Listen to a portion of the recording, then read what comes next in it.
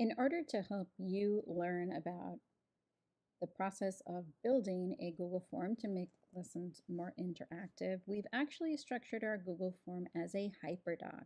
Now, if you've never learned about hyperdocs, if you go to hyperdocs.co, you'll be able to learn kind of from its inception, how it was created, and how the framework was created. But basically, a hyperdoc is a digital lesson that you have created with thought behind it that embraces a pedagogy. It can be inquiry-based learning, it can be the 5 E's methodology, but it's got some pedagogy behind it. So your style of teaching, right, the way that you introduce material to students is placed into a digital format, and it's really to help students be more self-directed. That's definitely one of the goals, to increase engagement, to allow students to move through at their own pace. So we found that the use of hyperdocs increased during remote learning because it was difficult to just be speaking all day long over the internet. And so these were ways that students were encouraged to kind of move through content at their own pace.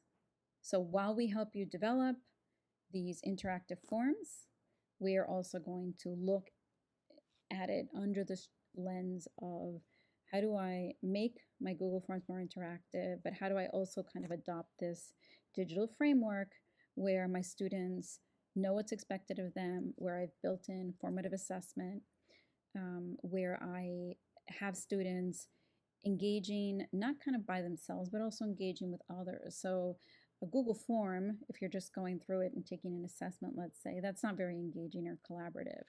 So somewhere along the line in that Google form, I may have students who are engaging in a discussion, let's say using the question feature in Google Classroom. Maybe I'm having them link out to another resource, maybe a Google Doc, where each of them are contributing an idea to a particular activity. But these are all ways to make your lessons more engaging, right? We've all kind of been there where we have just a regular slideshow presentation and maybe we share it with the kids, right? So that they can take their own notes. And that's one way to kind of make the lesson more interactive. Maybe we use the Q&A feature. That's definitely another way to make it interactive.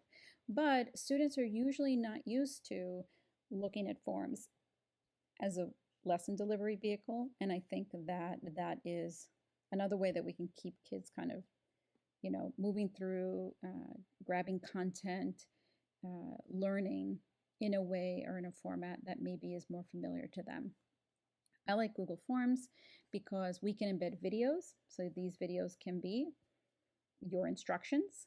Okay, so you can use a tool like Screencastify, for example, to build in videos of yourself. In this particular video, I've got, I put on the translation feature and I was able to, you know, make it translated in Spanish. I also embed videos, okay, and then I can put a video in a section of a form and then immediately ask students questions, okay. In this case, I even used one of the other very rarely used question types in a Google form, which is I'm having students take pictures and then upload them. So did you know that you can have students add files to a Google form? Again, it kind of, it adds a different level of engagement into a lesson. And even if you say you've got, you know, 7th graders and not everybody has a phone, for example, you might have a Chromebook that has a camera on it, and so they can take pictures, you know, of things around the classroom. If I'm having students look for right angles or parallel lines or perpendicular lines, you know, maybe I want them to actually look at something in real life, take a picture, and then post it. And then on my end, I have a folder that I can go through. I can share the pictures with the class. I can just show the ones that I want to showcase and have a conversation about it. But, you know, the main focus is we're using tools that students are used to using, like Google Forms, so they're familiar with how to respond to them. We are embedding activities in there for them to be able to work at their own pace. And we are definitely engaging them in different ways, whether it's a link to a collaborative document that they work on, or it's a video that they're watching and then answering questions.